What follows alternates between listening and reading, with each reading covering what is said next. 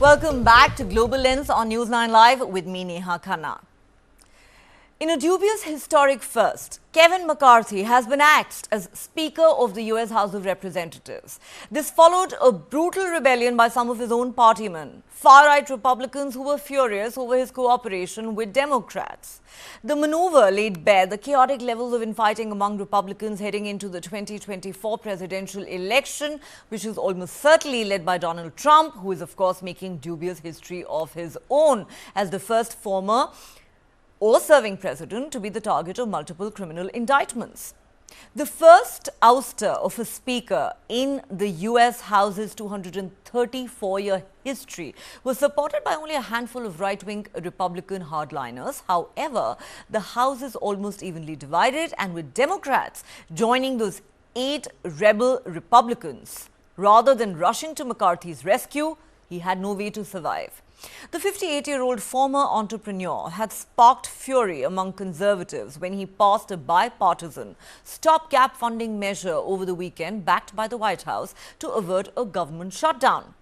Florida Republican Matt Gaetz, who forced the removal vote, gambled that he could oust McCarthy with just a few Republicans, helped by Democrats who were reluctant to bail out a speaker who only recently opened a highly politicized impeachment inquiry into President Joe Biden. The Republicans were warned by their leadership about plunging the party into chaos, but Gaetz, who has repeatedly complained about McCarthy failing to honor agreements made with conservatives, retorted by saying, "Chaos is Speaker McCarthy. The reason Kevin McCarthy went down is because nobody trusts Kevin McCarthy. He has made multiple contradictory promises, and when they came due, he lost." Democrats, too, had no love lost for McCarthy, pointing to his decision to renege on a deal with Biden on spending limits, agreed earlier this year, in high-stakes talks over the federal budget. The new Democrat coalition, a bloc of pro-business Democratic lawmakers, described McCarthy as a simply not trustworthy man. And Congressional Progressive Caucus Chairwoman Pramila Jayapal, a leading leftist, vowed to let Republicans wallow in their pigsty of incompetence, as she put it, rather than rescue McCarthy. The tussle came 2 days after the House and Senate passed a measure to avert a costly government shutdown, both with big bipartisan majorities, by extending federal funding through mid-November. Republicans were furious, seeing their chances dashed for forcing massive budget cuts. They accused McCarthy of a flip-flop, saying he had promised an end to hastily prepared stopgap legislation, hammered out with the support of the opposition, and a return to budgeting through the committee process. The writing was on the wall after Democratic House Minority Leader Hakeem Jeffries encouraged his members to oust McCarthy. Every Democrat then joined 11 rebel Republicans to reject a preliminary motion that would have blocked the final ouster vote. With McCarthy out, a temporary speaker put the House into recess until a permanent replacement is elected. I ended up being the 55th Speaker of the House, one of the greatest honors. I loved every minute. Doing the right thing isn't always easy, but it is necessary. I don't regret standing up for choosing governance over grievance. It is my responsibility. It is my job. I do not regret negotiating. Our government is designed to find compromise. I believe I can continue to fight, maybe in a different manner. I will not run for Speaker again. I'll have the conference pick somebody else. Dubious history indeed for the US House of Representatives. All right, let's now move on to our next story, which is about China. 55 Chinese sailors are feared dead after their nuclear submarine became ensnared in a trap apparently set up for British subsurface vessels. That's what the UK's Daily Mail has reported. A secret report reveals that the crew perished due to a catastrophic failure of the submarine's oxygen systems, leading to poisoning. That's what the British newspaper said. The Chinese PLA Navy submarine, including its captain, along with 21 other officers, are among the dead. China officially denies the incident and even declined international assistance. According to the UK report, on the 21st of August, an onboard accident occurred during a mission in the Yellow Sea, resulting in the loss of 55 crew members, including officers and sailors. Hypoxia caused by a system fault on the submarine is believed to be the cause. The submarine struck a chain and anchor obstacle used by the Chinese Navy to trap US and allied submarines, leading to system failures and a 6-hour struggle to surface. That's what the report says. The onboard oxygen system failed catastrophically, poisoning the crew. There is no independent confirmation of this incident yet. China dismisses open source speculation, and Taiwan also has so far denied these reports. The UK report, classified at a high level and based on defense intelligence, remains undisclosed. A British submariner suggests that the scenario is plausible, speculating that if the submarine was trapped and its batteries depleted, air purifiers and treatment systems could have failed, leading to asphyxia or poisoning. The British Navy has the technology to absorb carbon dioxide and generate oxygen in such situations, which may not be available to other nations. Now, this report comes after news articles appeared just a few weeks ago suggesting that China's naval expansion has seen it develop the world's largest fleet, boasting of over 340 warships. Earlier categorized as a green water navy, primarily operating near its shores, China's shipbuilding efforts now signal its blue water ambitions. All right, and as we wrap up Global Lens tonight, let's get you this final story from the United States.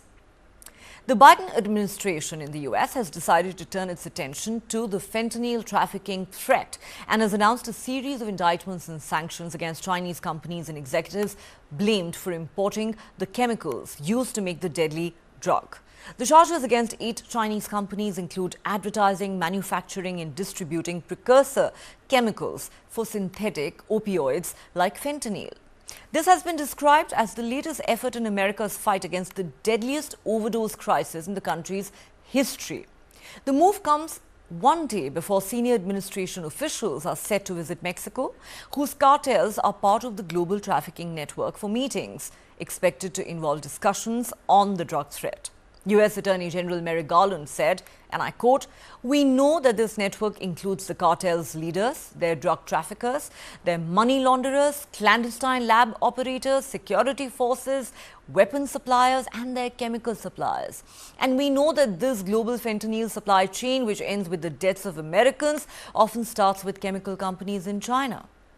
Besides charging 8 companies, the Justice Department has also indicted 12 executives for their alleged roles in drug trafficking. In coordinated action, the Treasury Department announced sanctions against 28 people and companies, mostly in China but also in Canada, that will cut them off from the US financial system and prohibit anyone in the United States from doing business with them. None of those charged have been arrested, but Garland said prosecutors intend to bring every one of these defendants to justice. Deputy Treasury Secretary Wally Adeyemo said, "It's the latest step in the rapid scaling up of our work targeting the financial flows that power the global illicit drug trade." He said the Treasury is also seeking out the friends, families and affiliates of the people who benefit from drug sales.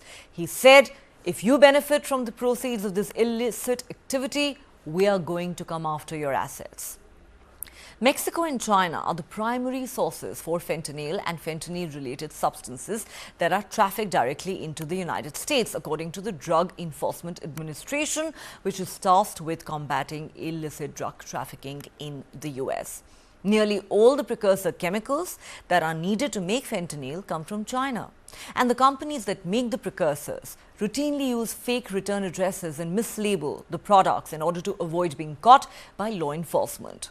Republicans for long now have complained that the administration is simply not doing enough to stop fentanyl, and the issue is likely to in fact figure prominently in next year's presidential campaign.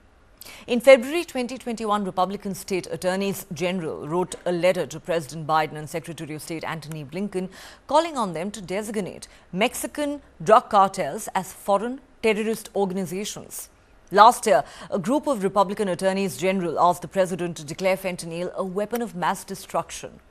Fentanyl, a powerful opioid, is the deadliest drug in American history. The Centers for Disease Control and Prevention states that drug overdose deaths have increased more than sevenfold in the US from 2015 to 2021. More than 100,000 deaths a year have been linked to drug overdoses in the US since 2020, and about two-thirds of those are related to fentanyl. The death toll is more than 10 times the number of drug deaths that were reported in the US back in 1988 at the height of the crack epidemic. The US has taken a slew of actions to stem the tide of fentanyl coming into the country. The Biden administration has imposed over 200 sanctions related to the illegal drug trade, but it continues to pose a major challenge to the US today. Today, Treasury is imposing major new sanctions against 28 individuals and entities involved in the illicit drug trade. Effectively immediately, these individuals and entities located in the People's Republic of China and in Canada are cut off from using the U.S. financial system, and all U.S. persons are barred from transacting with them. And we know that this global fentanyl supply chain, which ends with the deaths of Americans, often starts with chemical companies in China. Fentanyl is the deadliest drug threat the United States has ever faced. It is nearly 50 times more potent than heroin and is a nearly invisible poison. That's all we have on this edition of Global Lens. If you have been, thanks for watching. Do join us again at the same time tomorrow. Goodbye.